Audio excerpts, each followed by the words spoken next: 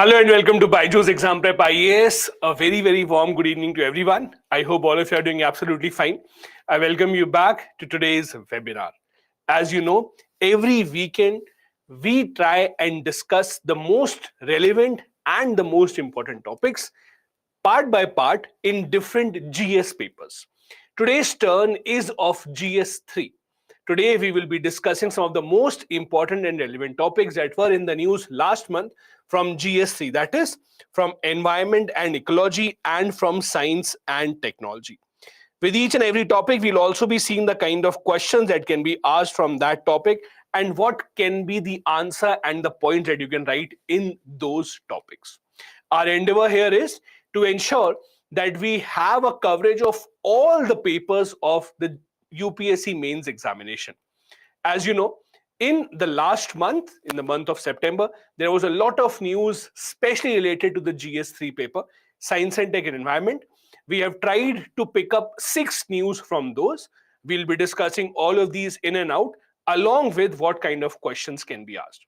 As you know, in every topic, I'll be happy to take up the questions that you have. So whatever questions you have, please feel free to write them in the chat. We have a lot of experts who will be answering them. I will also be taking up a few questions from each and every topic to ensure that we actually cover it all entirely. As you know, this session goes live on our Byju's Exam Prep app. If you have the app and you have downloaded it for now, I know that all of you are very well aware of how to log into this app, where to find these lectures. Once you log into this app, you have to select the IAS option. This is the IAS English course, where you will actually see home and my classroom, and this is where all the classes for today will be shown to every one of you. Now, I hope all of you are now ready to begin with the topics that we have lined up for you today. These are the 6 topics that we will be taking up. Let's have a look at them very carefully. The first topic that we'll be taking up is Project Cheetah. I'm sure all of you have read about Project Cheetah, the reintroduction of cheetahs in India after many decades. This was to mark the 72nd birthday of our Prime Minister. We'll be discussing the significance of this project, what efforts were taken by the government of India earlier to reintroduce cheetahs in India, and why were these efforts not successful. The second topic that we'll be taking up today is the ban on single-use plastics announced by the government of India last month. We'll be discussing the details of that decision. Why is it that the government's decision might not really translate on the ground? What are the disconnects between the government policy and the people on the ground? The third topic that we'll be taking up is a dark sky reserve. We'll be discussing about how a new dark sky reserve is being set up in Ladakh. We'll be discussing how is it significant, why is it that we have chosen Ladakh for that specifically, and what is the future of that. Next, we'll be talking about Web 3.0 and Metaverse. All of you people who have been following news about technology, about the new developments in the field of technology, I'm sure most of you would have heard about Metaverse, would have heard about Internet of Things, these kind of applications. We'll be discussing what is Web 3.0 and how is it connected. This topic specifically has been taken from Science Reporter magazine. If you read the Science Reporter magazine, you will see that this topic was covered in the magazine recently in a lot of details. The next topic that we'll be taking up is battery waste management rules of 2022. We'll be discussing what changes have been introduced in this rule, whose responsibility is it to handle those batteries which have lived their life. And the last topic that we'll be taking up today is inflatable aerodynamic decelerator. All these things will be done in the class today. All of you, those who are asking me, how are you, to all of you collectively, I am fine. Thank you so much for asking. I hope you are also doing absolutely fine. So without any further ado, I hope all of you are now ready to begin with the very first topic that we have, that is Project Cheetah. Now, I'm very sure all of you would have read at least something about this news. This has been covered widely in all the newspapers and the news media. The news is very simple. That is, Asiatic cheetah has been reintroduced in India after many decades. Now, Asiatic cheetah is the only big carnivore species that had become extinct in India. That is why the Indian government had been trying to contact many nations so that we can actually have some cheetahs from their nations. The plan was that we will have some cheetahs reintroduced in India in certain national parks or wildlife sanctuaries. And the hope was that in the long duration of time, they will reproduce and their population will increase itself. That is the entire idea of Project Cheetah. Now, this is not the first time that this kind of an effort has been taken by the government of India. In the past also, the government of India had actually requested Iran for this. You might not know this, but Iran also has certain population of Asiatic cheetah. But somehow, due to some negotiations fallout, the negotiations with Iran did not really fulfill, and Iran was not ready to give some cheetahs to India. That is why finally we have decided to get some cheetahs from Namibia. As you know, cheetahs have been reintroduced in India in the Kuno National Park. This was done on the occasion of Prime Minister's 72nd birthday. Now tell me very quickly, in which state of India do we have the Kuno National Park? Let me see how many of you are actually keeping track of this news. Okay, good job.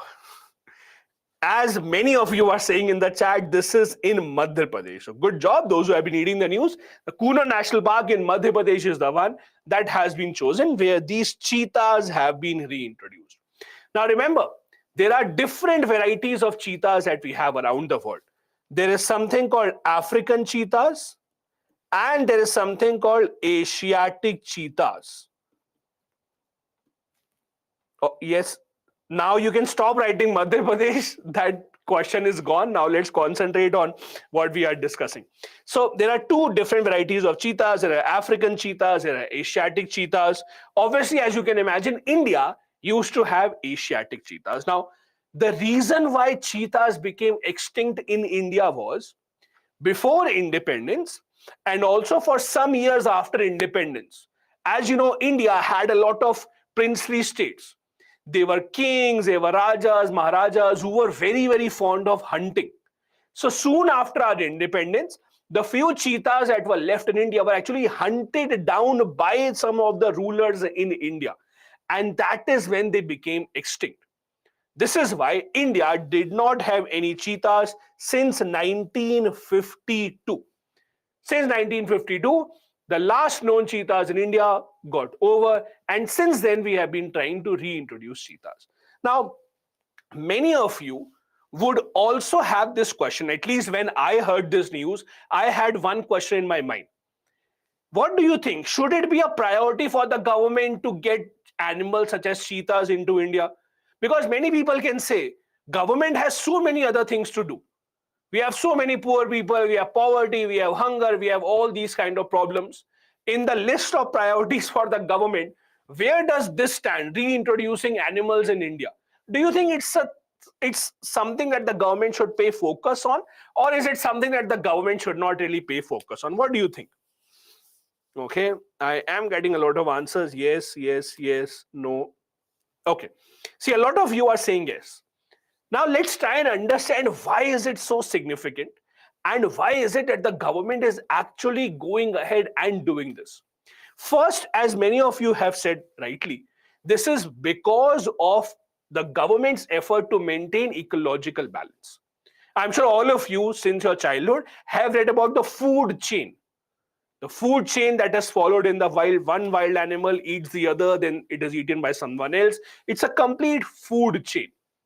If you take out even one single animal from that food chain, you might have a problem. Secondly, even if you go beyond environmental concerns, please understand, these kind of efforts are taken by the government in the long run to actually ensure that India, and specifically that national park, also attracts more tourists. So such kind of decision taken by the government is not just because of environmental concerns. Yes, it has environmental issues, it has environmental connection. It is also got to do with the government's effort to make sure that these kind of national parks become more attractive for people to visit. And that is why when these kind of news stories are covered in the media, The government is expecting people's interest to increase and people would want to visit such national parks. If you actually see the history of cheetah, as I said, India used to have certain cheetahs. However, soon after independence, they became extinct. India has had a long history of cheetahs. If you actually look at our ancient text, if you even look at the Mughal Empire, there are multiple records that say that at the time of Emperor Akbar, we had over 1,000 cheetahs. But soon after our independence, these kind of things actually ended. In 1952, they became officially extinct when the last few cheetahs were hunted by Maharaja Ram Manuj Pratap Singh. The government of India since then has been making multiple efforts to reintroduce cheetah. This is not the first time that the government has tried to contact any nation for this. In fact, because the Indian species of cheetahs were Asiatic cheetahs, Indian government first tried to bring back Asiatic cheetahs only, thinking that they would be best suited for the country. So we tried to contact that country which has Asiatic cheetah, that is Iran. So India since 1970s has been trying to negotiate with Iran so that we can actually have some Asiatic cheetahs from Iran. But for some reason, those negotiations fell through and it was not successful. That is when we tried to look towards other nations, and that is when we had Africa as one of those continents from where it was decided that cheetahs will be brought to India. Also, you cannot just randomly put cheetahs anywhere. Try and understand this. When you actually bring any species from outside and you try to settle them in a new place, you have to take into consideration a number of factors. You have to see how large that space is. Would that be able to accommodate all those cheetahs that you're bringing in? Secondly, does the new place actually have enough prey for them? See, for cheetahs to be alive, for cheetahs to be in their best possible health, you also have to ensure that they have enough animals that they can kill and they can eat on their own. That is when you have to be very, very careful. Which national park or which sanctuary are you choosing for the reintroduction of the cheetahs? Do they have enough prey that they can hunt? Can they actually ensure and they can survive in that particular environment? Taking all that into consideration, finally, the Kuno National Park was chosen in Madhya Pradesh, and that is how they actually came into India. Now, when you introduce cheetahs or when you introduce any species into a new environment, there are a lot of things that you have to take into consideration. See, some places are fenced and some other places come under category of unfenced. As the name suggests, fenced means a certain area that has been curtailed, that has been cut out so that animals cannot go outside of it and no one else can come inside. That is a fenced area. When you put animals in a fenced area, there is a certain advantage related to it. The advantage is that there are more chances of that animal reproducing with each other. When you put animals into fenced areas, they can be much more safe, they can reproduce also. But when you put animals in unfenced areas, that means that they can actually go away into different directions and their chances of reproduction might not be very, very high. That is why it remains to be seen whether these cheetahs in the unfenced area in the Kuno National Park, are they actually able to reproduce or not. As we discussed, the Kuno National Park is not fenced, it's not an enclosed area. So it will be challenging to see whether or not they are actually able to increase their population or not. Also, the cheetahs have been reintroduced several times in other nations as well. India is not the first country to reintroduce cheetahs. Their reintroduction has been tried in many other nations and unfortunately, it has not been successful. So it remains to be seen whether or not we actually have a successful project in the long run.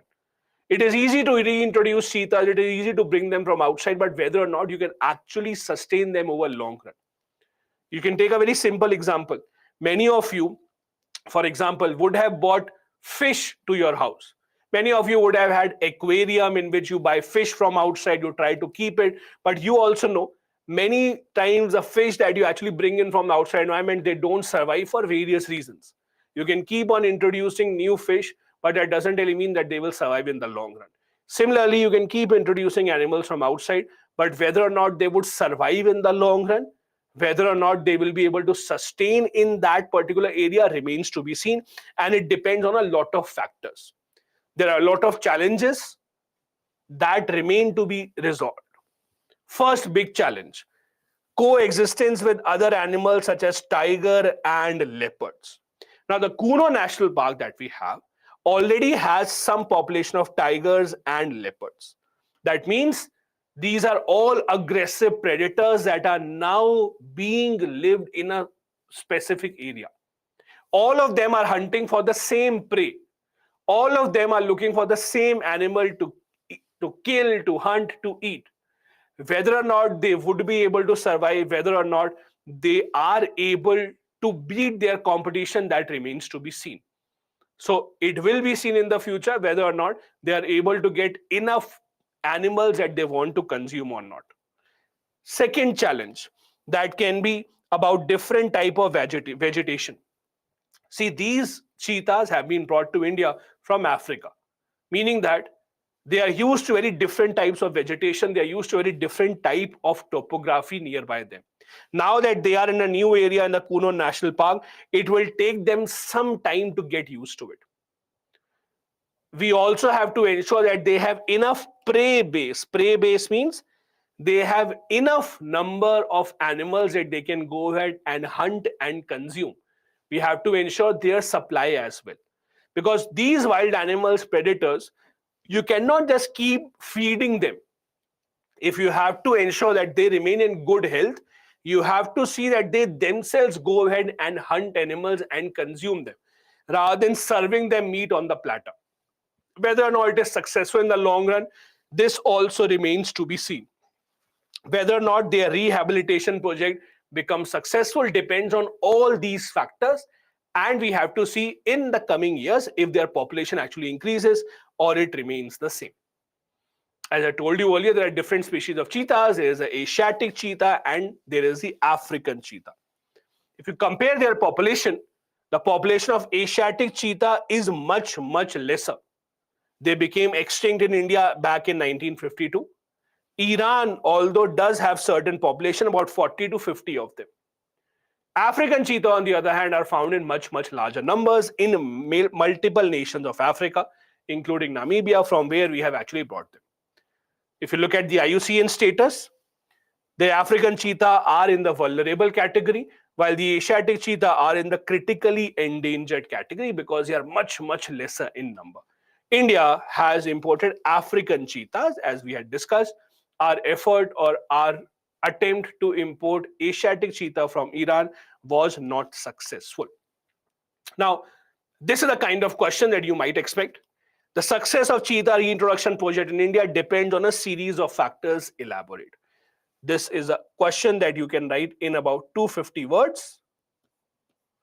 This is a question that you can expect in the GS3 paper. Now, as we discussed, there are a lot of factors that will decide whether or not the cheetah reintroduction project is successful in India or not.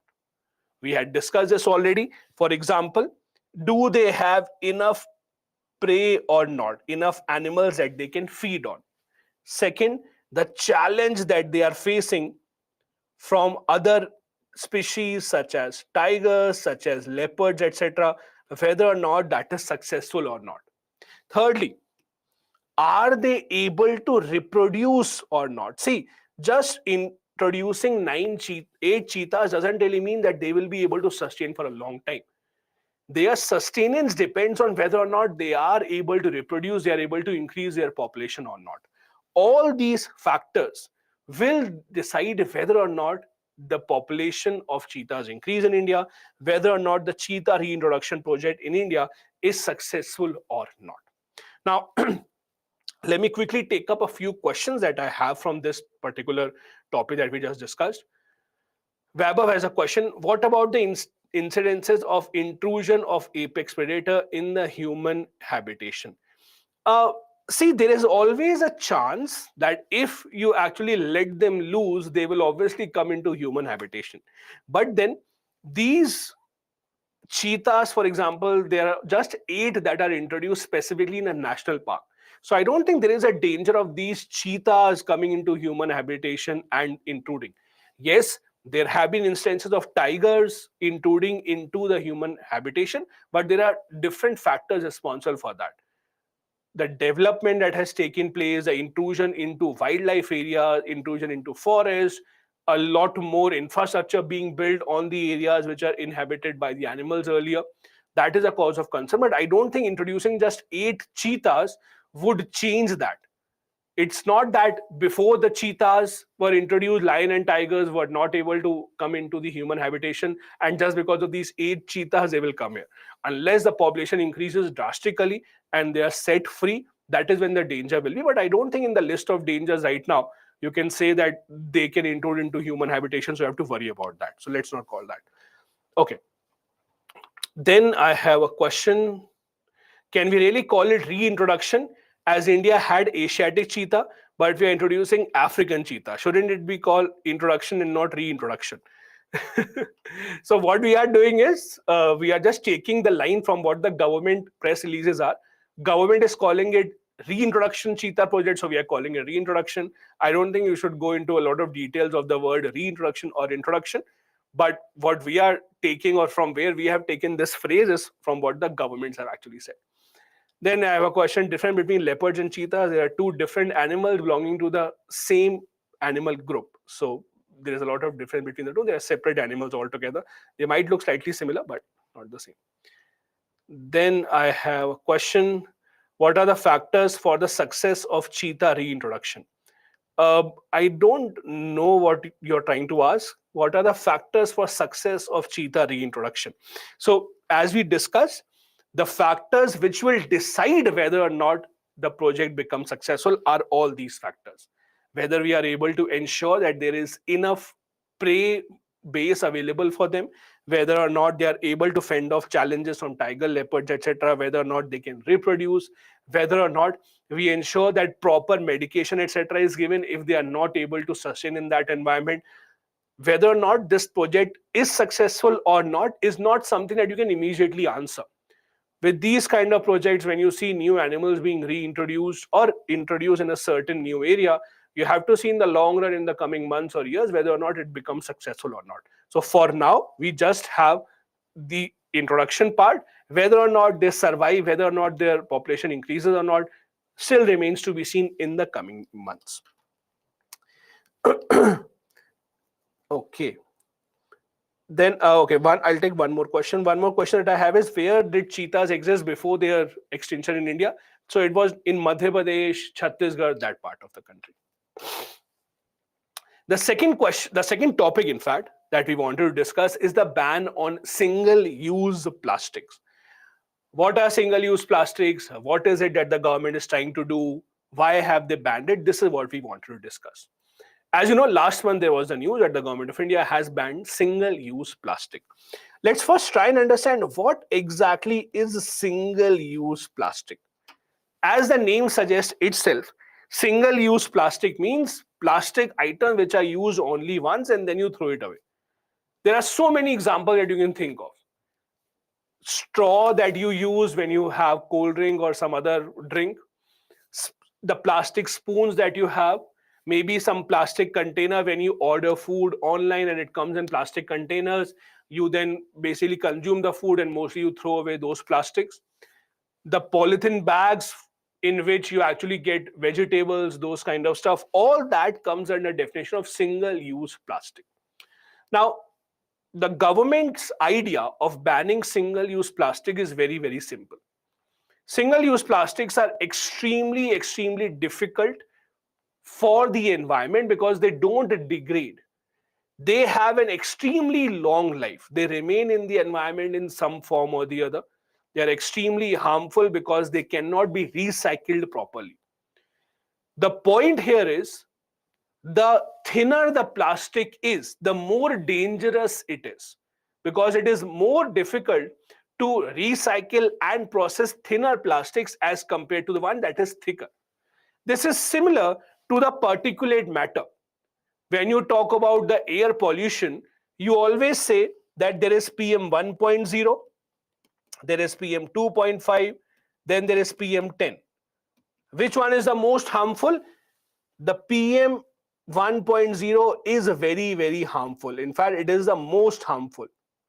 So the smaller the size of the particulate matter, the more harmful it is, because it becomes very, very difficult for any machine to filter it.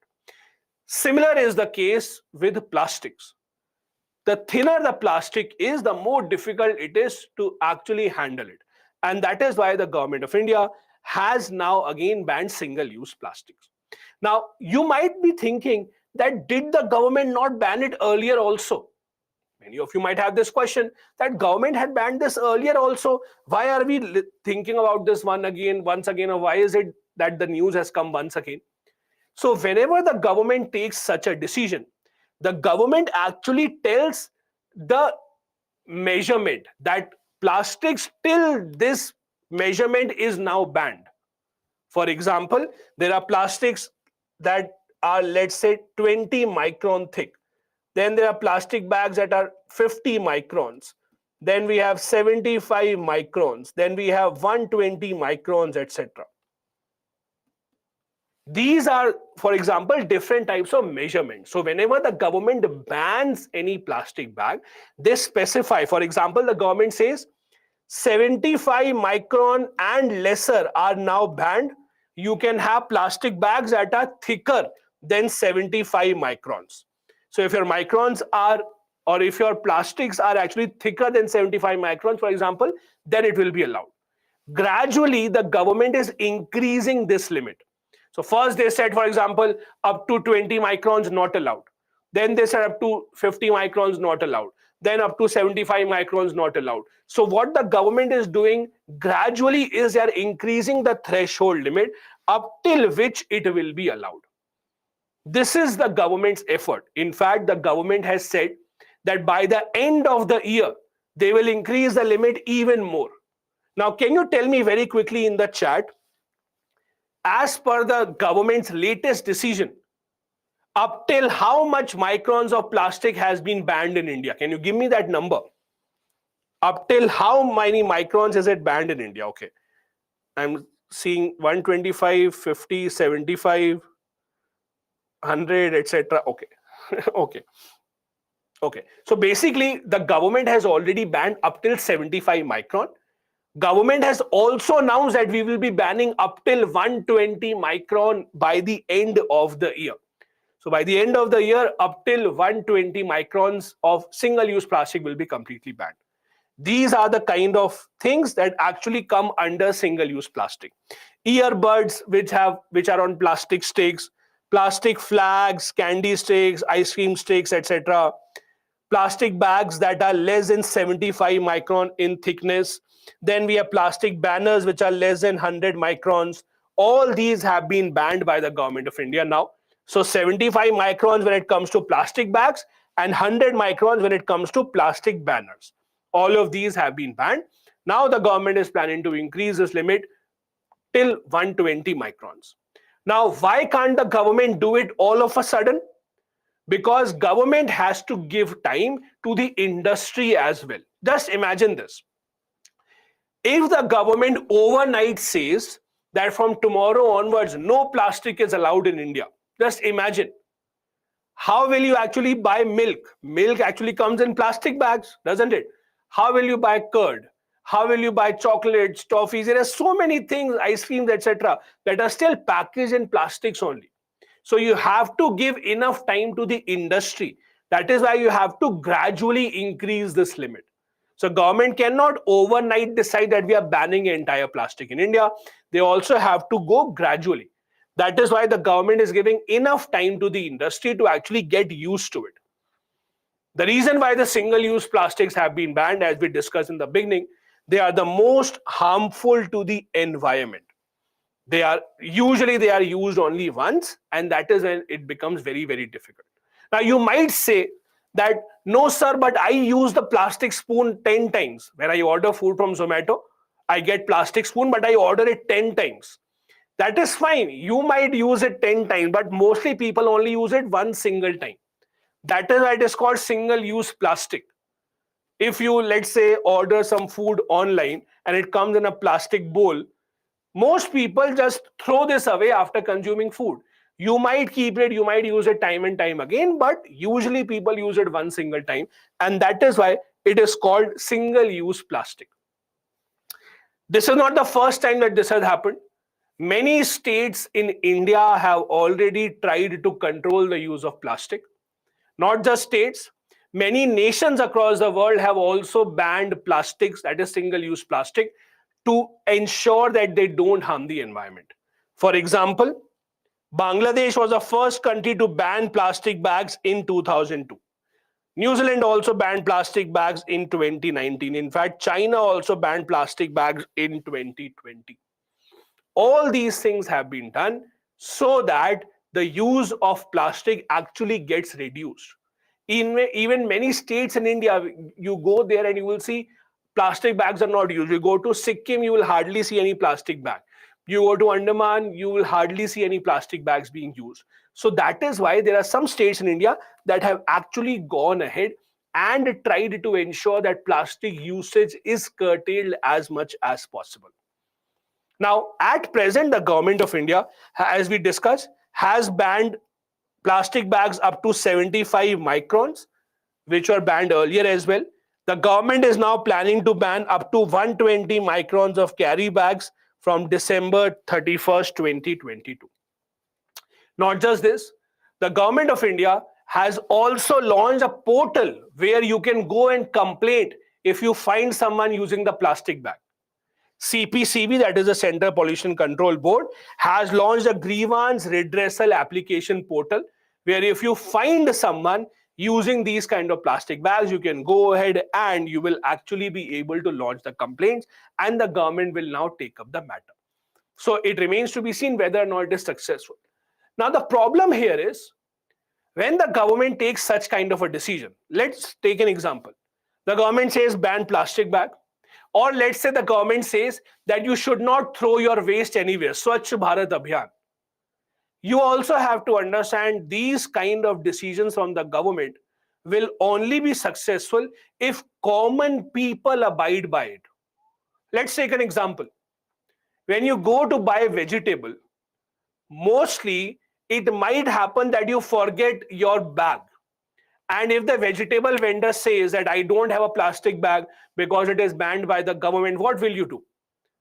You will either not buy the vegetable, or you will go to find some vegetable vendor which will be able to give you bag illegally. Or you will actually try to buy a cloth bag. If the vegetable vendor says a cloth bag I have, it is for 50 rupees, will you buy that? You will not buy that because plastic bag you are getting for free. So it has to be a change in the attitude of the common people. There are some things that cannot be forced upon people. There are some things that the people have to change in their attitude. This is where there is a very important phrase I wanted to discuss with you. There is a phrase called nudge behavior. Have you heard about this nudge behavior? Nudge behavior is a very, very important phrase that has remained in the news for quite some time now.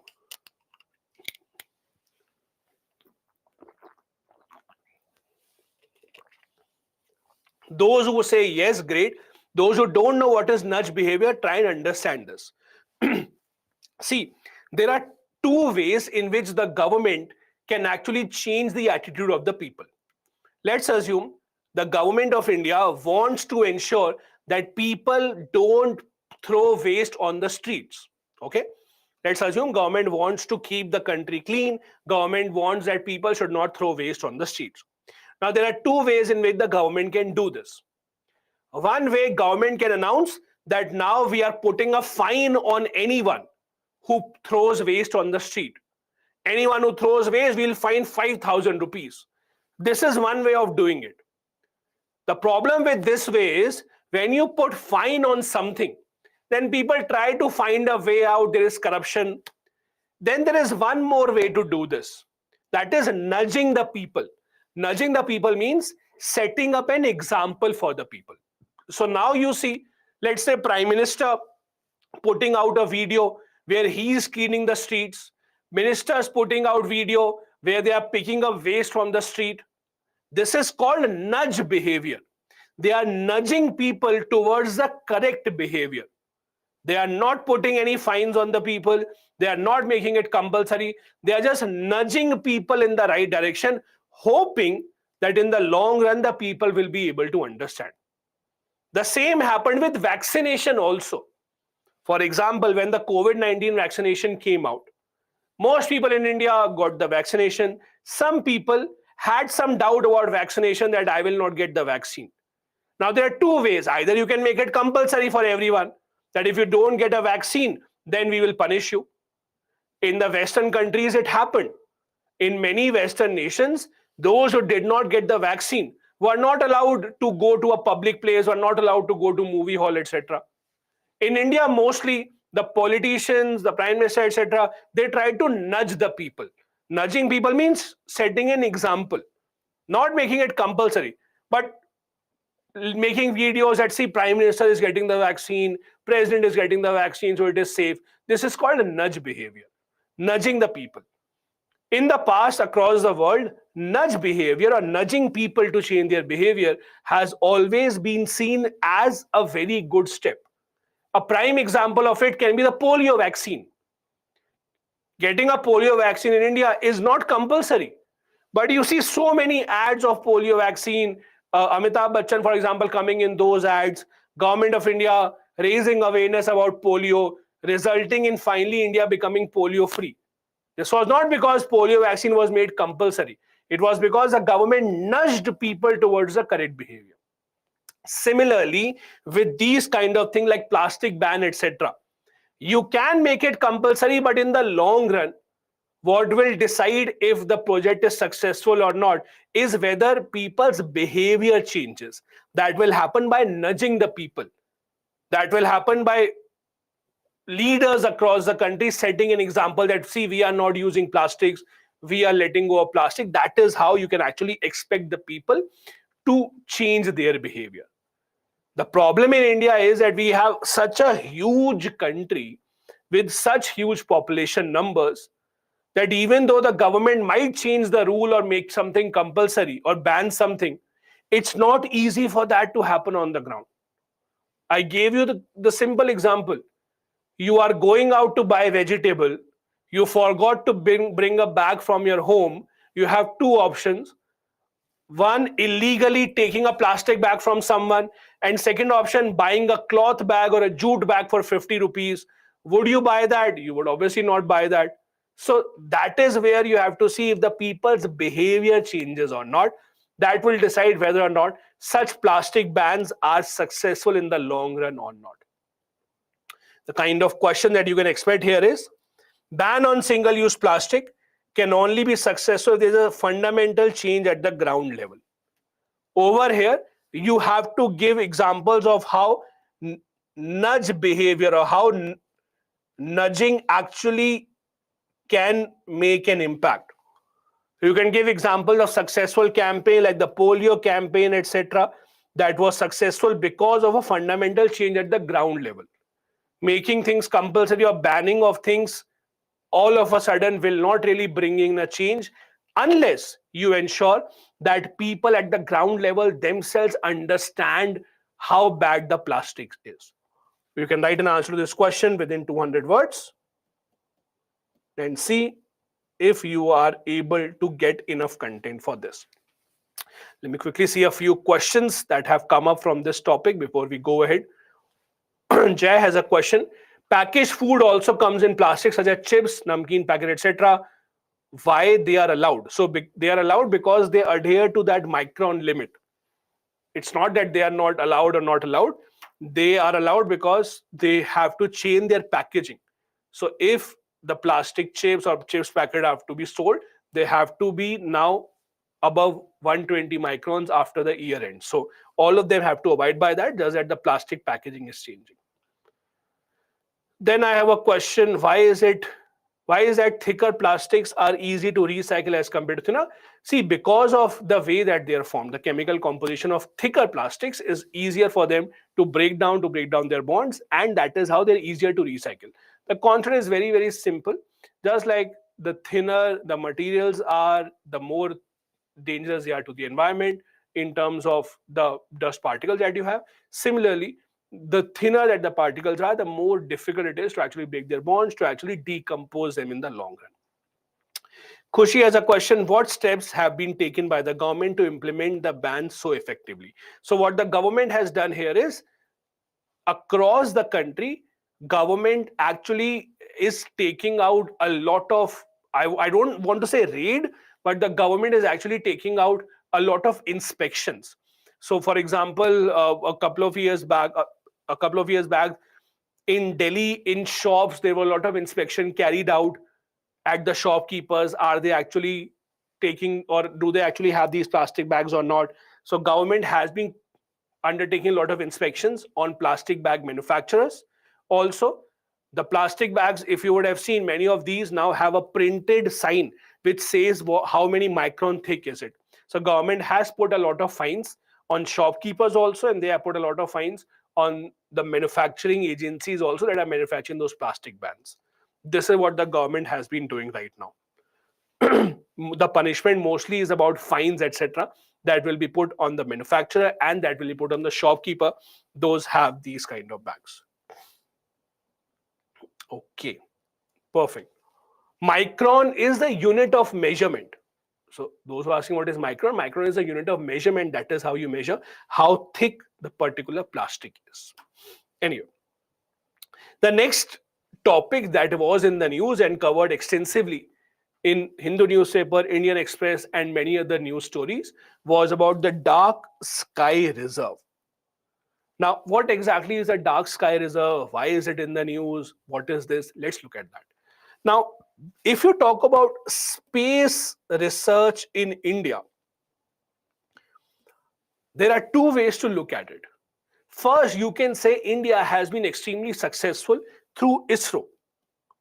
Now, because of ISRO, we have been able to make a big name for ourselves in space research. However, if you look at ISRO very carefully, you will see that they have not really made any new discovery as such. If I ask you what are the achievements of ISRO, so their main achievements are sending satellites. Their main achievements are basically ensuring that the launch missions are successful.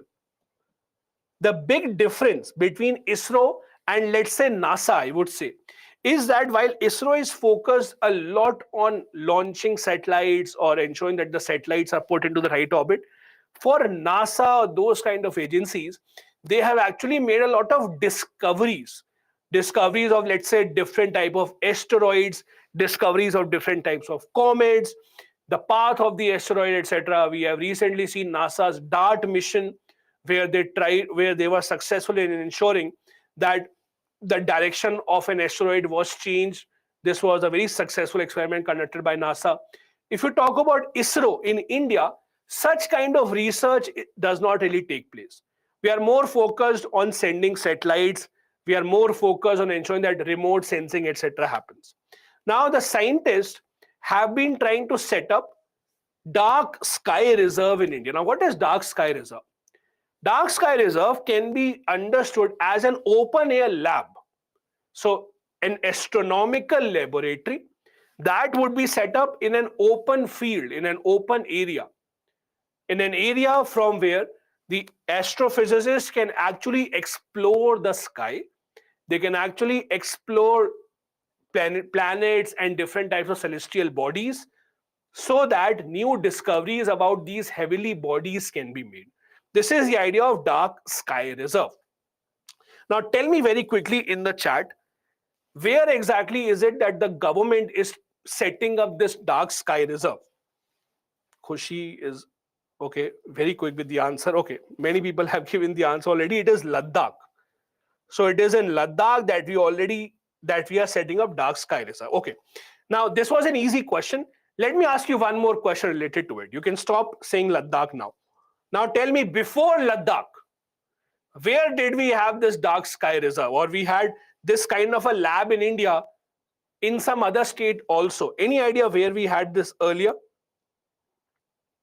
Yes, good job. Earlier we had this in Tamil Nadu. Good job. Tamil Nadu, Javadi Hills mainly. So Javadi Hills in Tamil Nadu mainly had India's astro or astronomical lab, as you can say, from where the scientists were trying to learn about and discover new asteroids, new types of comets, etc. Now we have shifted, or the government of India is planning to shift it from Tamil Nadu to Ladakh. The reason is very simple. With these kind of labs, you have to ensure that you can get as clear a sky as possible. You do not even, or should not even, have any moisture. Even if there is water vapor in the air, that can also be detrimental to your project. So you need a very dry place, a place which does not have cloud cover, etc., a place which does not have much winds. This is where Ladakh has been found to be an apt place, and that is why there is a lab that is being set up called the Henley Dark Sky Reserve in Ladakh specifically. That is why it is in the news, and that is why we will be discussing it. Now, as I said, the Dark Sky Reserve, it's an open air astronomical lab. The purpose of this lab mainly will be to ensure that we actually try and unlock the secrets of the solar system that we have while remaining on the Earth without going into the outer space. The International Dark Sky Association says that Dark Sky Reserve is a core area with good sky quality, natural darkness, and a peripheral area that prevents it from the core area. Now, Dark Sky Reserve has to be in an area where artificial light is minimal. See, when the scientists are trying to discover asteroids or these kind of things, they do not need, or any light from any artificial source nearby is a kind of a pollution for them. So they have to be in an area where ideally people don't live, where ideally there is no artificial light. This is why they are actually chosen Ladakh. Even the place which they have chosen in Ladakh, it is not easy. The climatic conditions are very, very harsh. It can be very, very cold. That is why even in this Dark Sky Reserve, it is not necessary for the scientists to stay there 24/7. In this Dark Sky Reserve, they can carry out their activities remotely as well. They can stay in Bangalore, for example, and they can carry out all their research activities. The objective of the Dark Sky Reserve is to promote astronomy tourism. Now, what is astronomy tourism? See, there are different types of tourism in the country. There is rural tourism, for example. Rural tourism means people who have not seen the villages, bring them to villages, let them spend a day or two in village. There is heritage tourism. There is different type of circuit like Buddha circuit, Ambedkar circuit, etc. Similarly, there is astronomy tourism. People who are actually interested in seeing these kind of things, they can set up, they can come into the Dark Sky Reserve, and they can be, for example, shown different type of asteroids and different heavenly bodies that have been discovered. So it can be a good tourist attraction. Now, I don't know how many of you actually know, but many people year after year actually go to Iceland, Norway, these kind of places, mainly for astronomy tourism. Because when you go to Iceland, you actually see a lot of these different types of things in the sky, which you will never be able to see from anywhere else. So astronomy tourism is actually a good way ahead. Now, apart from this, they can also be very, very helpful for the scientists who are making astronomical observations. Protect nocturnal species which rely on the darkness to hunt and forage. What is nocturnal species which rely on darkness? Nocturnal means someone who does not sleep in the night. Nocturnal means people who sleep in the day and they work in the night. Now, there are a lot of wild species that are nocturnal. Those wild species hunt in the darkness. For them, artificial light is actually a big hindrance to their way of life. So when this Dark Sky Reserve, for example, will be set up, there will be no artificial light in the nearby area. So wildlife living in that area that has to hunt in the dark, for them it can be extremely, extremely successful. The government will ensure that nearby this dark sky reserve, there is no artificial light, there is no light source, so that observations can take place in the natural darkness specifically. Now, this dark sky reserve will be situated at a height of about 4,500 meters above the sea level, which is very, very high. 4,500 kilometers is very, very high. Just imagine 4.5 kilometers above the sea level. So it's very cold, it's very dark. There will be a 22-kilometer radius around this observatory where dark core sky reserve will be established, meaning that in 22-kilometer zone, there will be restrictions imposed on outdoor lighting. So no outdoor lighting will be allowed in this area so that observations can take place under natural darkness, which is required for this kind of an observatory. As we discussed, because of the natural darkness, it will also be helpful for the nocturnal wildlife species that exist in that particular area. The reason for choosing Ladakh is extremely simple. As you can imagine, as we discussed earlier, Ladakh presents a great place for such kind of laboratories for a very simple reason. Clear sky, we don't have a lot of population that will barge in. We have a lot of area which can be used up for these kind of things. Also, we do not have a problem of a lot of water vapor, a lot of moisture in the air. We do not have these kind of climatic conditions which will be a hindrance to ensuring that these kind of observations take place.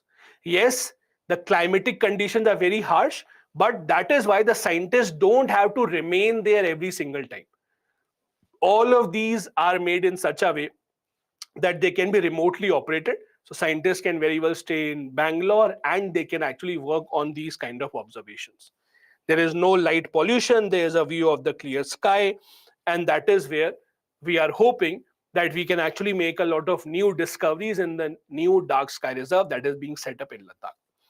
Now, these are some of the other examples of dark sky reserves that have been set up around the world. Please understand, this is not the first dark sky reserve that has been set up in the world. Yes, India is actually taking a leap here, but many nations around the world have these kind of dark sky reserve. Be it Namibia, Canada, US, Germany, New Zealand, Wales, Australia, all of these have their dark sky reserves, mainly set up in huge areas where we have minimal contact with the human life, so that there is no artificial light that is coming in these areas. It remains to be seen whether or not any new discovery is made in these kind of dark sky reserves that are being set up by the government. Also, understand this, when the government sets up something like this, like a dark sky reserve, it's kind of an investment in the future. Because think of it from the government's point of view. If a dark sky reserve is set up in India, and the government, let's say the scientists in India, do find a new asteroid or do find something new, it does not bring any monetary gain to the government. Understand this. The government does not earn money from this. Even if something new has been found out, if the government announces that tomorrow a new asteroid is being found out, we have made this discovery, no one is giving any money to the government. It's more of bringing or developing scientific point of view from the government. I'll give you an example. When the government sets up these kind of observatories, the one objective that the government is trying to achieve is ignite the interest for science amongst the young minds in India. For example, tomorrow a new discovery is made in such a dark sky reserve. It is expected that the children in India, students in India will learn about it. They will be more excited and they will now try to explore science as a subject. So in the future, maybe we will have more scientists coming in from India. These kind of projects don't bring any immediate financial gain for the government. It's more of an investment in the future to encourage the young generation who is now coming up, and the government is hoping that they might take up scientific points of view, and they might take up scientific studies in the long run. The question that can be asked here is pretty simple. What is dark sky reserve? Highlight the major objectives behind setting up this kind of a reserve in India. You can again write this in 200 words. This is again a question from GS3. Let me see a few comments or questions that have come up. Rakesh had a question about the last topic. What are the executive actions to ban single-use plastics? Rakesh, executive action mainly has to be conducting inspections, enforcing this ban. See, what executive does in simple terms is they have to implement the laws that are made by the government. So if the government, for example, decides we are banning something and we are ensuring that if someone does not follow the ban, there has to be a fine put on it. Executive has to ensure that these kind of fines, etc., are actually implemented on the ground. For example, I'll give you an example of what is happening right now. Ever since the unfortunate death of Cyrus Mistry, you would have seen there are a lot of news stories about the seat belts and use of seat belts. As you know, Cyrus Mistry died. He was actually on the back seat of the car. He was not wearing the seat belt. He died in that car accident. And since then, it has been in the news that people sitting on the back seat should also be wearing seat belts. Although it is in the rules, but it was never implemented. Now all of a sudden you see in Delhi a lot of people are getting challaned when they are sitting on the back seat of the car not wearing seat belts.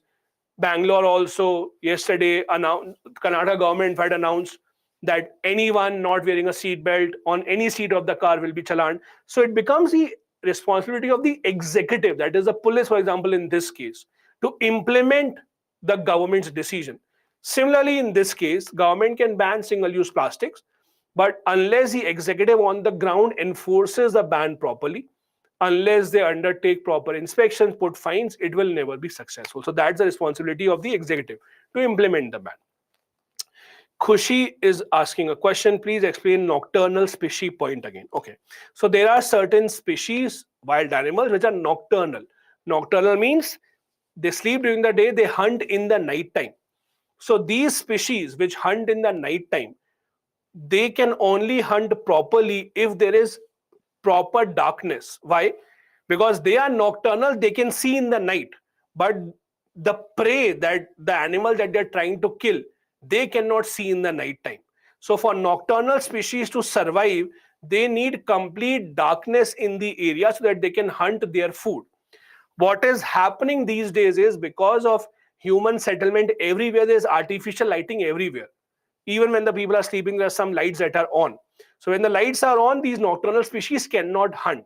So the idea is, when this dark sky reserve will be set up, a large area nearby this dark sky reserve will not have any artificial lighting. So in this area, the nocturnal wildlife species will be able to hunt properly and will be able to get enough food. That is what the point is. Okay. Then I have a question from Ram.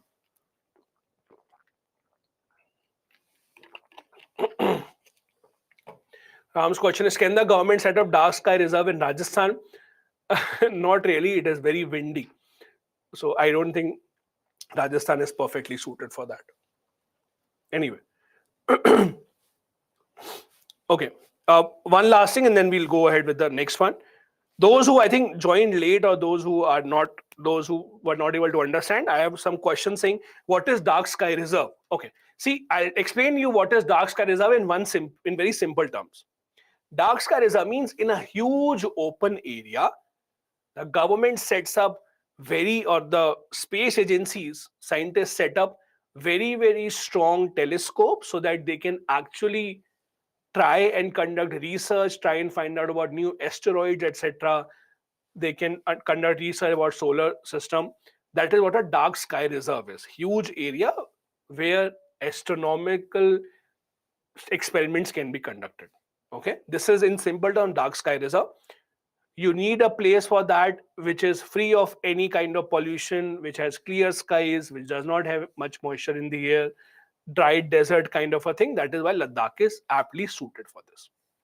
Let's come back to topic number 4. Fourth topic I want to take up is Web 3.0 and Metaverse.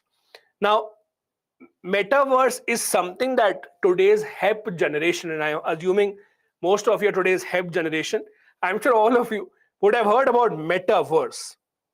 If not, we will explain what is Metaverse, don't worry. And then there is Web 3.0. Now, Let's first try and understand what is metaverse. If you know this, great, you are very hip. I certify you as a hip generation. If you don't know this, let's try and understand what is metaverse. Okay. Now let's imagine this. You have you seen those VR glasses, virtual reality glasses? When you put on these virtual reality glasses, you can play video games and you can actually imagine that you are in some other area. Those virtual reality glasses that you have, it's an extension of that.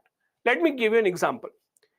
Metaverse is a kind of an environment, a kind of a setup where you can actually put on these virtual reality glasses and you can virtually attend, let's say, some concert with your friend. So let's say your friend is in America, you are sitting somewhere in India, third friend, let's say, is in Turkey, then someone in Switzerland.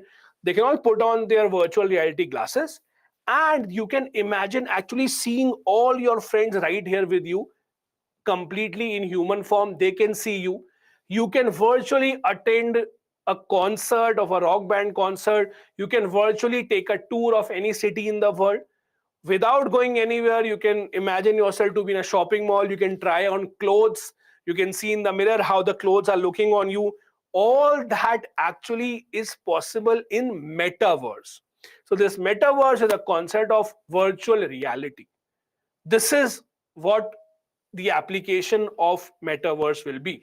So it will actually allow you, without leaving your house, you can be anywhere in the world, but still you can take part in these concerts, in go around, walk anywhere in the entire world without going anywhere, meet your friends virtually.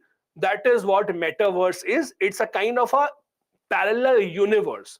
That is how it has actually the word metaverse. So it's kind of a parallel universe. Now, what is Web 3.0? Let's try and understand that also. As the name suggests, as per the computer scientist, there are three generations of web or three generations of internet, for example, you can say. First is Web 1.0, second is Web 2.0, and then there is Web 3.0. Okay, let's try and understand the difference between the three. Web 1.0 was a situation where we had websites, we had internet, you could send email, etc., but you could not interact with one another. So Web 1.0 was you had website, you could log in, you can send email, but you could not chat or you could not interact with one another. You could not do much online. So that was Web 1.0, which was static. Static means something that is fixed, that is not changing with time. That was the first version of web or internet, as you can say. Second version or the second part of Web 2.0 was when social media websites came in. Facebook, Instagram, when we had WhatsApp, etc. This is interactive social web. A situation where you can interact with people. You can exchange messages in real time. You can share photos. Someone can upload a video. You can see that video. You can comment on that, like, dislike. All of that can be done. This is interactive Web 2.0, which is happening right now. Now comes the future. The future is now about Web 3.0. Web 3.0 will allow even better things. For example, Web 3.0 will allow you to interact with machines. For example, many of you would have used Alexa. Many of you might have used Google, OK Google on your phone, where you give instructions to machines. This also has many other applications like Metaverse. Metaverse also an application of this only. Then we have other applications such as Internet of Things. There is Internet of Things. Then there are other applications such as blockchain, etc. All these are applications that are possible because of Web 3.0. Then there is artificial intelligence, AI, machines learning by themselves, becoming smarter. This is the third version of web, that is Web 3.0. Web 3.0 has many applications. One of those applications is metaverse. Okay, try and understand this. As I said, Web 3.0 has many applications. One of those applications will be metaverse. There are other applications as well, like Internet of Things, artificial intelligence, machine learning, all of that. Metaverse is just one of them. It's a virtual digital world which can coexist with the real world. You can in person attend meetings, etc., go to shopping malls, try on dresses, go and see new places without going anywhere. That is what metaverse is. Facebook, or Facebook's parent company Meta, is actually working on this for many years now. In fact, I don't know if you follow tech news, global tech news or not. There was a big tech news announced by Mark Zuckerberg just a few days back. So what Mark Zuckerberg announced was, earlier, metaverse or all these experiments that were happening in the metaverse, you could only see from head till your waist. You were not able to see anyone's feet. Mark Zuckerberg announced that now, in the metaverse being created by Facebook, by the company Meta, people will also have feet now. So that's just an advancement that they're actually making. But this is still a work in progress. This is still something that the companies are working on. This will allow people to go anywhere in the world without going anywhere, to attend conferences, to attend all these kind of events. This is just one of the applications of Web 3.0. As I discussed, Web 1.0 was static. It was the first generation of internet, the first generation of online web content creation. It was static, where you could not really communicate in real time, just websites sending emails. Web 2.0 was more interactive. It was the age of social media platforms, where you could interact in real time, where you could send reactions, watch videos, photos, etc. And Web 3.0 is the future now, where you are able to do a lot more things, be it artificial intelligence, blockchain, machine learning, Internet of Things, all that is a part of Web 3.0. Web 3.0 is more of decentralized web, and we'll discuss decentralized web in just a bit. Let me try and explain to you some of the different applications of Web 3.0. First, blockchain. Now, what is blockchain? Let's try and understand this in simple terms. Many people think cryptocurrency is blockchain. That is not true. Cryptocurrency like Bitcoin, Ethereum, etc., are applications of blockchain. Blockchain is a technology. Let's try and understand this. Now, blockchain simply means when two people, I'll take an example of Bitcoin, okay? Let's take an example of Bitcoin. Let's assume that you are buying a Bitcoin from someone online. If I buy a Bitcoin from any person sitting in Australia, Canada, US, etc., as soon as I pay him the money and the person transfers Bitcoin to me, at that very moment, across the world, whoever has a Bitcoin account, whoever has a Bitcoin wallet, that transaction detail will automatically be updated on everyone's Bitcoin account, that someone has sold Bitcoin to someone else, without anyone having to make an entry about it. In simple terms, it is a public ledger. Ledger means basically an account statement, that who is buying, or some machine has actually bought Bitcoin, sold to someone. In simple terms, you cannot change it. No person has the authority to artificially make changes in this public ledger of Bitcoins. If someone is buying it, someone is selling it, the details will automatically be updated there. This is what blockchain technology is. That is, information is stored in different blocks. These blocks are distributed. Everyone has access to it, but no one can actually change it. Even the government cannot interfere to change it. I can give you one very important application of this. Governments across the world, in India also, we are trying to think, can we have online voting or not? Like in our elections, when people have to vote for parliament, for state legislature, when people have to vote, the one problem why we can't have online voting is, how will you stop people from duplicating it? How will you know who is voting, who is not voting, right? All these kind of things. How will you actually certify who is voting? Is it the correct person or not? There also blockchain can come in extremely handy. When one person, for example, votes, their identity can be established automatically. It will be updated around the world on the public ledger so that there is no duplication. This is what blockchain can do. Blockchain allows information to be spread across the world without giving anyone the power to change that information. So it is very, very secure. It is actually something that very clear, transactions can be very, very transparent.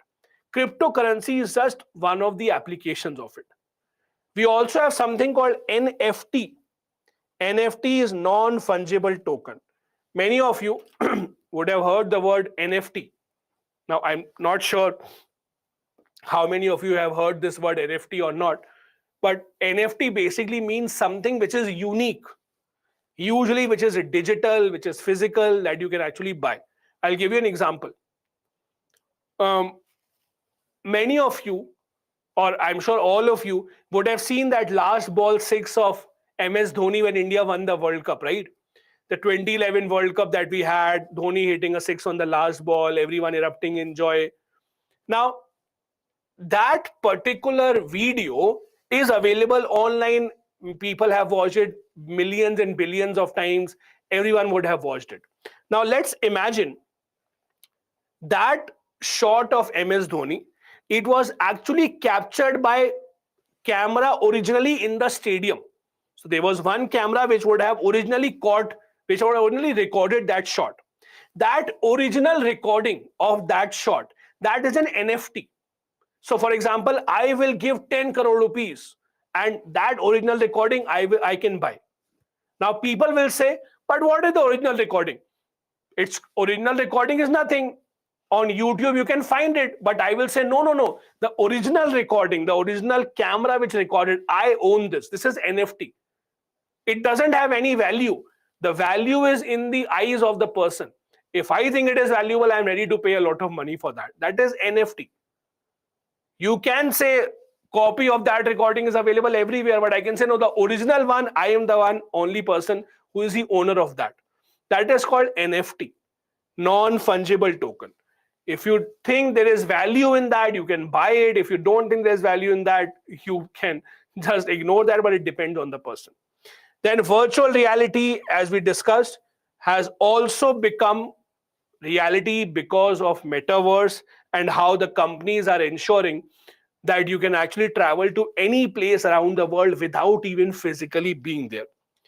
Then we have Internet of Things. Internet of Things is something that you can actually see happening right now. I'll give a simple example of what is Internet of Things. Internet of Things is a situation where machines can interact with each other. Let's take an example. Let's say that you have to reach office by 10 a.m. Okay? So what you do is you actually put an alarm on your phone for 8 a.m. That is the only thing that you do. You put an alarm for 8 a.m. Now what will happen is your phone will automatically switch on the geyser at 7:45 before you wake up. Your phone will give instructions to, let's say, sandwich maker in the kitchen. Sandwich will be prepared when you come out of the bath. Then as soon as you leave the house, the lights will automatically go off. When you sit in the car, your car will automatically start driving on the location of your office. If you are stuck in the traffic, for example, you're getting late, your car will automatically send a message to your boss or to your colleagues in the office that you're running late by 10 minutes. Similarly, let's assume that in your office, your printer is out of paper. Then that printer will automatically order papers for you from Amazon or Flipkart or whatever. That is Internet of Things, where machines are able to communicate with one another. You just have to give instructions to one single machine. That is the idea of Internet of Things. Now, this is good and this is scary also. I'll give you an example of what is happening right now. It has actually started in certain things. For example, all of you might have heard of Alexa. that Amazon device, a smart speaker where you can give instruction, Alexa, play music, Alexa, do this or that. So for example, if you see that you are out of, let's say, some napkins, or you have to order something, you can just give instruction, Alexa, order this. It will automatically place order on Amazon. It will be delivered. You don't have to do anything. So it is something that can actually going ahead, that is actually going ahead, and its applications have started to happen. But for Internet of Things to become a reality, it will require a lot of advanced applications. It will require 5G. It will require much more reliable broadband. So it remains to be seen whether or not it actually it actually becomes a reality in the future. But for now, yes, Internet of Things is slowly but steadily becoming a reality. All these are applications of Web 3.0 as we are entering. There are some dangers to that as well. Many people have, for example, raised concerns about artificial intelligence.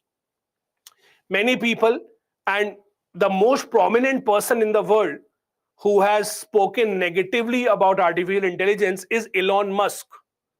Elon Musk, for example, is saying, and he has been demanding for a long time, that there should be laws and policies about artificial intelligence. He's saying that if we don't pay attention, there will be a time when machines will rule over us, when machines will become so smart that they will not need humans anymore. So if we give too much power to artificial intelligence, it will be wrong in the long run for the human beings themselves. So he has been talking about this, but so far we don't have a lot of regulations in place for artificial intelligence.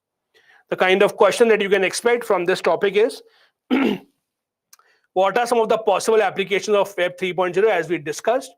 How are they different from Web 1.0, 2.0? We have discussed these applications: blockchain, Internet of Things, we have discussed about metaverse, etc. All these are applications of Web 3.0 which can be written in the answer. Before we go ahead, let me quickly again see some of the questions that we have.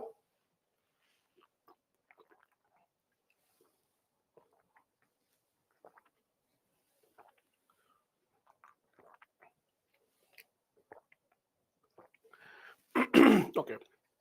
First question, is metaverse a part of Web 3.0? No. Metaverse is an application of Web 3.0.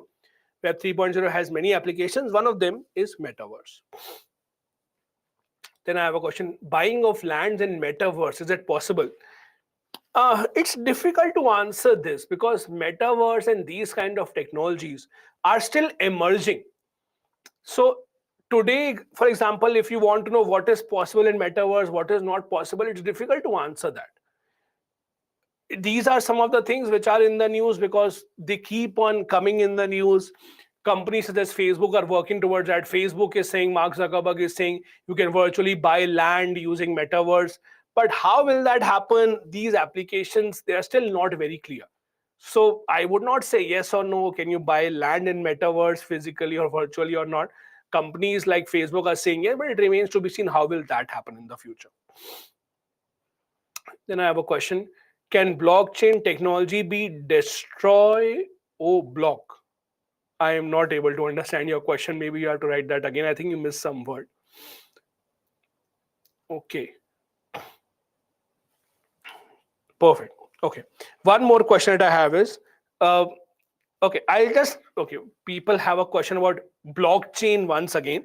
I'll try and explain blockchain once again and let's see if you can get it. Blockchain, in simple term, what it means is any transaction that is happening between two people. Let's say I buy something from you. That will be automatically, or that transaction will be automatically updated. The records of that transaction will be automatically updated on thousands and lakhs of public documents around the world called public ledger, so that everyone can keep a record, everyone can see how transactions are taking place. No one can hide it. That information basically will be divided into different blocks and it will be stored in different computers across the world, so that no one can artificially change this. In simple terms, blockchain will allow transactions to be much more transparent. It will allow anyone buying or selling, that will never be hidden from anyone. In simple terms, that is blockchain.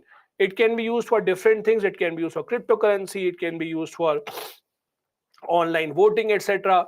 Basically, ensuring that spread of information is decentralized. It is not in government's control. The government will not be able to change it, or no one will be able to change it, in simple terms. Let's come back now. Okay, okay, I have one more thing about, okay, people don't understand what is NFT. Okay, I'll explain NFT also once again, and then I'll go ahead. NFT is non-fungible token. NFT is simply means any valuable thing that you have. For you, it might be valuable. For me, it might not be valuable. I'll give you an example. Let's assume that, and I'll give you the same example. Let's assume that you see Sachin Tendulkar in front of you. Okay. Now, Sachin is very famous. Everyone likes him. Now, he, let's say, drank water from a glass. Now, that glass might have value for someone, might not have value for someone. For me, if it has value, then I will be ready to pay a lot of money to buy that. That is called NFT. That thing, that physical thing, will be NFT for me. I'll say it is worth 10 crore rupees. I paid 10 crore for that. For someone else, it might not be worth anything. Similarly, a photo that someone takes, original painting of Mona Lisa, these kind of things are NFT. Something that does not have any intrinsic value, but you think it is very valuable, so you buy that. Other people are also ready to pay money for that. That, in simple terms, is NFT. A certain video, a certain photo, all that comes in definition of NFT, non-fungible token, that does not have any intrinsic value as such, but the value of that commodity lies in the person who actually is ready to pay for that. Simple. The next topic we wanted to discuss, that was in the news last month, was battery waste management rules of 2022. Now, the topic itself is very clear. Battery waste management rule means there are a lot of batteries that are being used for various purposes. Your car has a battery, your bike has a battery. If you have an inverter at your home, it has a battery. Your mobile phone has a battery. Their laptop has a battery. There are so many things around us that have a battery right now. Now, all these batteries have a certain lifetime. After their lifetime is over, what do you do with that? How is it to be disposed? Because it can be very dangerous if you don't dispose it properly. So how do you get rid of that battery? How do you get rid of that waste? That is decided by the battery waste management rules of 2022. In simple terms, what has the government done? Let me try and explain this to you. In simple terms, government has put the responsibility on the producer. Means the company that is actually producing the battery, the company that has produced this battery, it is their responsibility that once the life of the battery is over, they will have to take it back from the customer and they will have to actually get rid of it. Now, let me ask you this question, okay? All of you would have at some point of time, if not today, all of you would have tube light in your house. If not tube light, you would have LED bulb or CFL. You might have something like this in your house, bulb, CFL, tube light, right? Now tell me this, when this goes bad, when they stop to work, what do you do with it? Let me ask this to you. What do you do with it? Okay, throw it, change it, replace it is fine. I'm saying, what do you do with that one? What do you with the one that has actually gone bad? What do you with that? Okay, so many people are saying throw in the garbage, throw in the dump. Now tell me, throwing in the garbage along with other plastic waste, is it safe or not?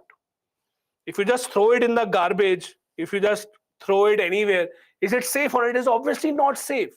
It has gases inside of it. It is obviously not safe.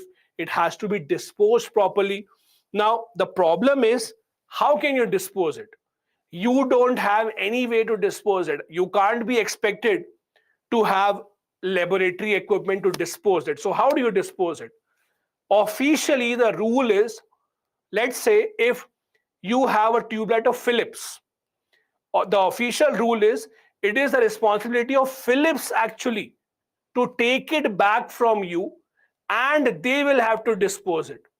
Next time when you actually buy LED bulb or you buy a tube light, see on the packaging, it actually tells you how to dispose it. It tells you that call on this number to give it back, and they have the responsibility to dispose it.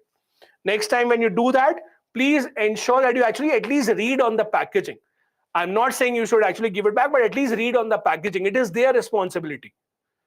No one does it. I know we don't really care about it. Then we say, oh, our environment is going bad. But the reality is it is the responsibility of the producer. Similarly, with battery also, it is actually the responsibility of the producer to actually get rid of it. Now, the government has made the rules even more strict, and the government has said that it is the producer of the battery that will have to ensure that the battery of any kind whatsoever is taken care of and it is disposed properly. These rules cover all types of batteries, including industrial battery, automobiles, portable electric vehicle battery, all of that. These rules talk about extended producer responsibility, EPR. Extended producer responsibility, or EPR, is a phrase that you might have read multiple times. EPR simply means it is the responsibility of the producer. They are not just responsible for making and selling the battery. They're also responsible for getting rid of it. They're also responsible for ensuring that it is recycled properly. These rules ban disposal of battery in landfills or incineration. What is incineration? Incineration means burning something. So burning of these batteries is not allowed. Landfill is not allowed. What is landfill? Landfill means just digging a pit in the land and putting it in the land and covering it with the soil. That is also not allowed. You cannot just put it in the landfill. That will also not be allowed. As per the new rules, used batteries have to be collected and transferred for recycling or refurbishment. The producer of the battery will be the one who will be responsible for collecting, recycling, refurbishing these batteries, and they will also have something called EPR certificates. Now let's try and understand what is EPR certificate, okay? This is a very important concept, so please do pay attention. What is EPR certificate?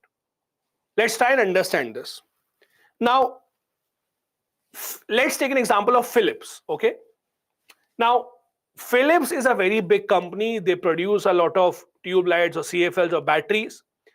They think that we can't go home to home, everyone or everyone's house. We can't just recycle batteries. So we have to find some other option. Now, what happens in this case?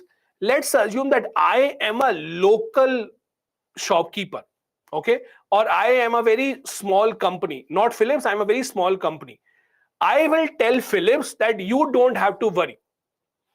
I will actually go house to house, collect batteries, I will recycle them properly, and when I recycle them, I will get certificate from the government that it is certified that you have recycled 5,000 batteries or you have recycled 1,000 batteries or 10,000, whatever. Now what will happen? I will tell Philips, you buy these certificates from me. When the government asks you, did you recycle the battery or not? You say yes, you have to buy these certificates from me. I'll explain this again. Local small companies, in place of Philips and big companies, will go from house to house, collect these batteries. They will recycle them properly at government facilities. Once they recycle it, they will get certificates from the government that yes, these have been recycled. Or you recycle 5,000 batteries, 10,000 batteries, whatever.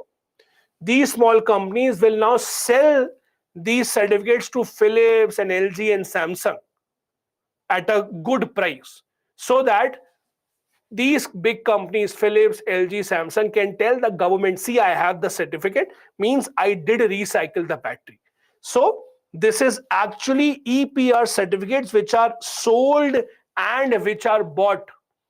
So this is how small companies are involved in this business. Philips, LG, Samsung, they will not go home to collect battery and recycle it. They will see any small company who is doing it, they will buy certificates from them. This is how this will actually work. These kind of certificates are the ones which are used. Now, this is not a new idea. This is not a new idea. Whenever you talk about climate change, you might have also heard about something called uh, carbon emission certificates. I don't know if you have heard or not. You might have heard about carbon emission certificates. Or yes, as Shravan is saying, or carbon credits or these kind of things. I'll give you an example of what is carbon credit. Okay. In many developed nations, what they do is they have given a quota to big companies that you can only produce, let's say, I'll give you an example. Let's say in a developed nation, company A is given a quota from the government that you can produce 100 tons of CO2 only. Okay. Company B is given a quota, you can also produce 100 tons of CO2 and not more than that. So what happens is, let's assume this company B only produced 70 tons. They did not produce 100 tons of CO2. So they still have 30 tons of CO2 remaining with them. Means they are allowed to produce 30 more tons of CO2. Now what will they do? They will ask company A, do you want to buy the 30 tons from us or not? If you want to buy 30 tons, we will give you carbon credits. You pay us money for that. Our quota of CO2, you can go and emit. This is called carbon credit. Companies can actually sell their carbon credits to each other. This doesn't happen in India. This happens in many Western nations, where companies are given a quota that this is how much you can pollute the environment. If you pollute the environment below that, you sell your quota to some other company. Similarly, EPR certificates actually come into picture. Philips, LG, Samsung, they are given the responsibility to recycle these batteries. If they are not able to do by themselves, they will buy certificates from other companies to show that, see, we have recycled it. That is how this actually happens. These rules that have been formulated by the government of India are focused on waste management. They will encourage entrepreneurship and new enterprise. How? The example that I gave you. Small companies can now come up in small cities. You can open up a company, say to the Philips company, you don't have to come here. We will recycle battery for you. You just buy certificates from us. So new entrepreneurship can happen. New companies can come up that can engage in this field. Also, recycling will introduce new raw materials as well. When batteries are recycled, a lot of material from the new battery can be used, or a lot of material from the old battery can be used in the new battery. How many of you have inverter at your house? How many of you have inverter at your house? Many of you would have inverter at your house. If not right now, you would have had earlier. You would see when your battery expires. So battery usually has a life of what? 1.5 years, 2 years, depending on the usage. 2.5 years, maybe 3 years in some cases. You would have noticed when you buy a new battery and you exchange your old battery, you have to pay a lesser price. Have you seen that? When you actually give your old battery and then you buy a new battery, you have to give a lesser price. Same thing happens with bike. If you have a bike, your battery life is over. You exchange the old battery with the new battery, there is some price that is deducted. Why? Because that old battery has a lot of components that can be reused in the new one. So new raw material can actually come up. Similarly, cars. When your car has run out of life, it has completed 15 years, you actually sell the car in scrap. because a lot of material from your old car can be used in the new cars again. So that is how waste management can actually help. Also, government is trying to ensure that companies can register online for certificates, etc. They don't have to run to the government departments to claim those certificates. So government is trying to make it easier, and the government is also trying to have a compensation fund, meaning that the batteries, etc., which are recycled, government can buy some of those batteries. Government can set up a compensation fund to help the environment in the long run. All of these are a part of battery waste management rules. Refurbishing means making it new. Something old has some defect, you try to make it basically second hand. Either you can buy a new mobile phone or the old mobile phone. If it has a battery problem, you can change the battery, you can change the cover, etc., and then sell it again. That is called refurbishing. So battery, etc., for example, can also be refurbished. A kind of question that you can actually see here or you can expect is, newly released battery waste management rules, if well implemented, have the potential to resolve a long-standing issue. Elaborate.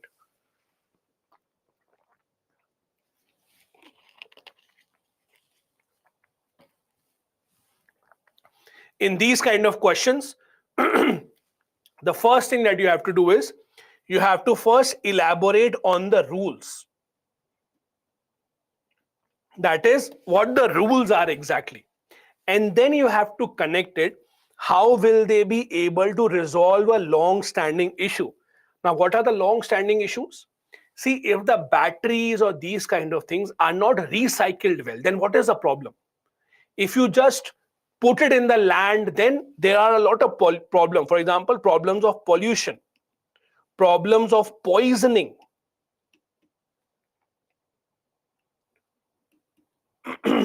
These batteries, etc., still have a lot of chemicals. When you just bury it in the land, if there is a water source nearby, then these chemicals, etc., can mix up with water and it can be extremely harmful. So poisoning, pollution, these kind of things can actually be resolved. Also, it can reduce wastage. As we discussed, old battery components can be used if we actually try to reuse it once again in the new battery. All these things only and only if the new battery rules are properly implemented. Let me take up a few questions that I have. Vishal has a question. Only producer has been made responsible. What about consumer responsibility, who won't follow norm to return the used battery back to the producer? Okay, it's a good question. Vishal is saying, why is it that only companies are made responsible, why not consumer?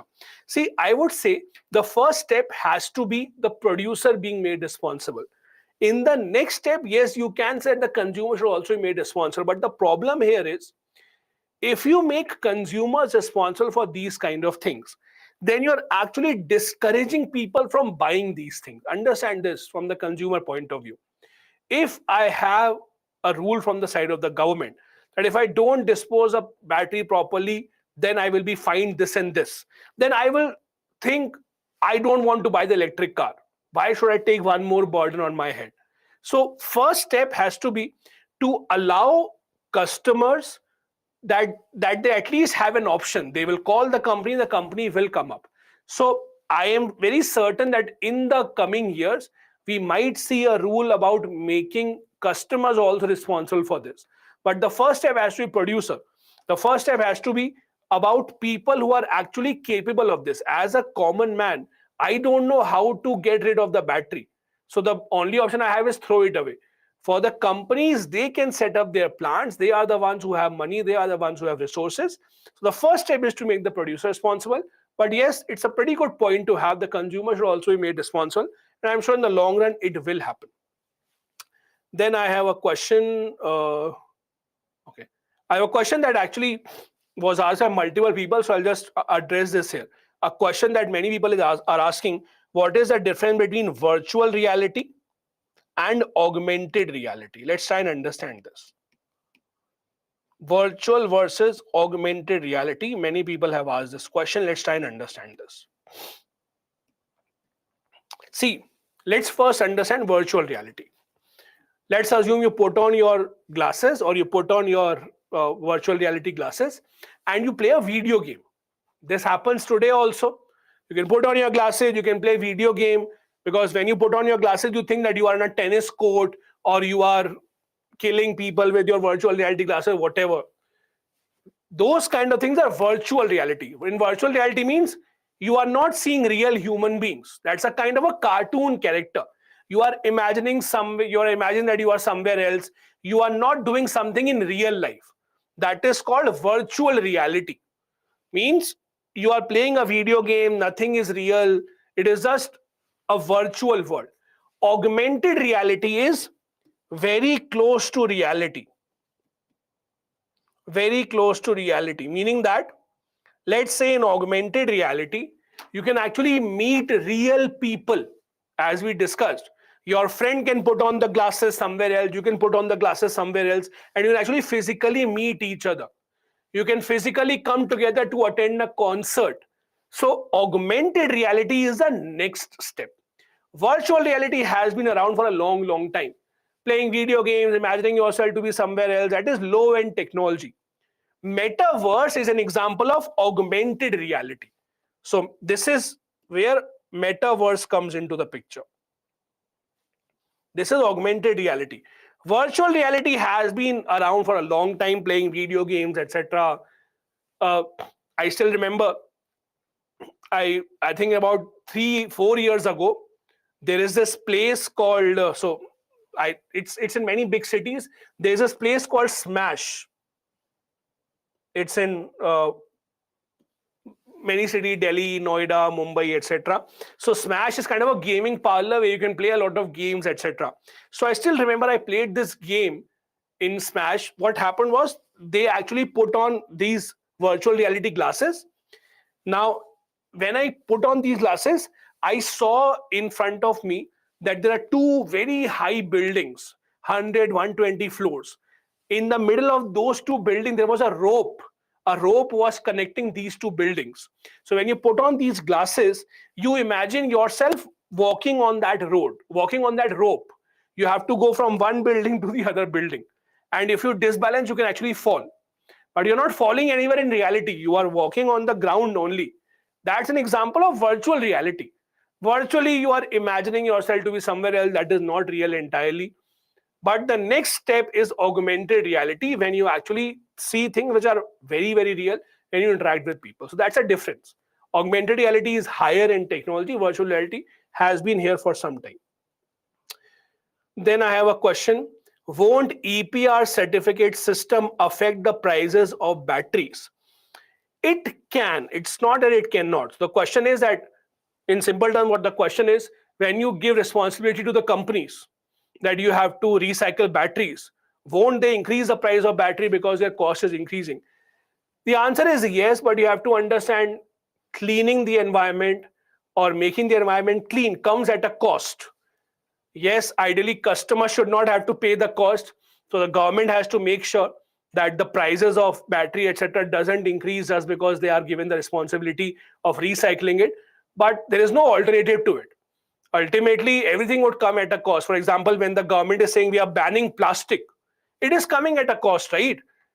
Plastic is famous because it is very cheap. Alternative to plastics are not cheap. For example, you go to your supermarket, when they say we don't have a plastic bag, please buy this cloth bag which is 50 rupees or 100 rupees. Means it is not cheap. So prices are increasing, but it is the cost of cleaning the environment. So yes, it might impact the cost of battery in the long run, but someone has to do it. I have already answered difference between virtual and augmented reality, so I'll not take that up. Then I have one more question. Do informal nature of waste collection doesn't defeat the purpose? It does. So basically, waste collection is something which specific cities have to work on. I can give you an example. I lived in Delhi for a long time. In Delhi, waste collection rules are still not very strict. Waste collection rule means when municipality is collecting your waste, Ideally, you should separate dry waste and wet waste. Ideally, that should be the case. But in Delhi, it's not that strict. In Bangalore, for example, it is very strict. In Bangalore, it has to be segregated unless or otherwise you can be fined. There can be a fine imposed on you. So yes, ideally, waste collection rules have to be implemented properly. Again, it's about the executive how they can implement it. But waste management rules or waste segregation is something which is a big problem. Perfect. Okay. Let's come back to topic number 6 that we have. It's a small topic that was in the news, something regards to ISRO. Now, what was in the news? ISRO has announced that they have successfully conducted an experiment of inflatable aerodynamic decelerator. If you have read this news, great. If you have not read this news, your reaction can be, oh, this seems to be a very high-end technology, very tough to understand. No, this is very simple to understand. Please pay attention for 5 minutes. It's very simple technology that ISRO has developed. So what ISRO has done is, as you know, ISRO conducts a lot of missions. They have reached Mars also, they have reached Moon also multiple times. So the problem with these kind of missions, when we send something to outer space, to other planets, is about hard versus soft landing. See, whenever ISRO, for example, sends its missions, let's say to Mars, there are 2 types of missions. One is rover, lander, and other mission is called orbiter. These are 2 very different missions. Please understand this. Orbiter is the easier one. Orbiter is always easier. For example, ISRO's mission to Mars is orbiter. This is called Mars Orbiter Mission, MOM. Orbiter means ISRO's mission to Mars did not land on Mars. We did not land. We are just orbiting Mars. We are not landing on Mars. Why? Because when you land, this is more complex.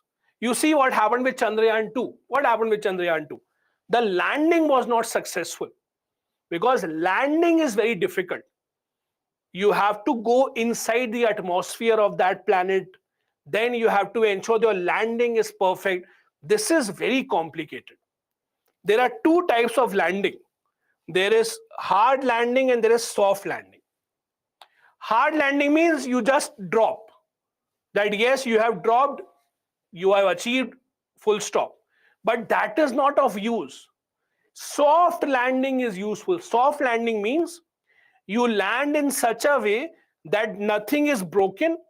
You can use all your machines, you can go around, you can do everything. That is called soft landing. So soft landing is difficult. It is the most difficult thing. It is the most difficult. That is soft landing. This is in fact the difference between NASA's Mars mission and ISRO's Mars mission. ISRO's Mars mission is orbiter. We are just orbiting Mars. We have not entered Mars. On the other hand, NASA, the mission that they sent to Mars, they landed on Mars. And that was a soft landing. They are moving around. Curiosity rover, as it is called. Now, the reason why it is difficult is when something lands on a new planet, it is at a very high speed. So when you land all of a sudden, when you drop something at a very high speed, obviously it will get damaged, right? Now what ISRO has done is, to solve that problem, ISRO has invented something called inflatable aerodynamic decelerator. What will it do? It is a kind of a parachute. So what will it do is, let's assume that this is a surface of Mars, okay? Let's assume we are landing something on the surface of Mars. Before landing, it will actually, so it's kind of I'll show you a photo also, and we'll come back to this page. So this is a photo. So before landing, it will actually open up like this, kind of a parachute. What will it do? It will reduce the speed. of landing. So when that particular satellite, when that particular machine is landing, it will reduce the speed because of air resistance so that they can safely land. In simple terms, this is what ISRO has achieved. That is, when we are landing on some other planet, when we are landing on asteroid, etc., to ensure that we have a safe, soft landing, we will open this up. It will reduce the speed. It will allow us to safely land. In simple terms, this is inflatable aerodynamic decelerator, as simple as that. So it will allow us to actually land safely. ISRO has said that they are planning a future mission for Venus. For Venus planet specifically, it will be very helpful. It will be used in other projects as well, but they are saying that for Venus it will be successful. So they have successfully tested this aerodynamic decelerator technology, IAD. As I said, it's pretty easy. It would be very cost effective and allow for the payloads to land safely on other planets. Now, it is very obvious that it will not work everywhere. As the question that Jay is asking, uh, moon has no environment, it will not work there. So obviously, it will work when they have some resistance in the atmosphere. So that is why it will work on other planets. It will allow them to safely land the payload. What are payloads? Payloads are different instruments. For example, when NASA sends a robot to Mars, it has many payloads. Payloads, for example, can be camera to click photos, to do some experiments. It can also be certain instrument for lab testing, for collecting soil samples, etc., for sample collection. All these kind of things are called payloads. These payloads, etc., they have to be safe in order for the mission to be successful. That depends on the landing, and landing has to be at a slower speed. So it will allow the project to decelerate, and it will reduce the velocity through the aerodynamic drag, and that is how it will be successful. This has been successfully tested by ISRO. As I said, this is called IAD. Please do remember this. This was tested by ISRO on their rocket. That was a Rohini sounding rocket. They tried to ensure that the speed of the rocket gets reduced because of this, and they were successful in reducing the speed considerably while the landing stage was happening. That is why it is extremely, extremely important. As we discussed, this is the photo. You can imagine it's working in a very simple way, like a parachute works. When you jump from the sky, from the plane, if you just drop down without a parachute, there are no chances of you surviving. But when you actually put a parachute with you, what happens is parachute reduces your speed of dropping down. It actually ensures that you have an aerodynamic drag, because of which you will not fall down at such a high speed. As I discussed earlier as well, it will not work everywhere. It will only work when there is aerodynamic drag. So where there is no air, like space, etc., it will not work.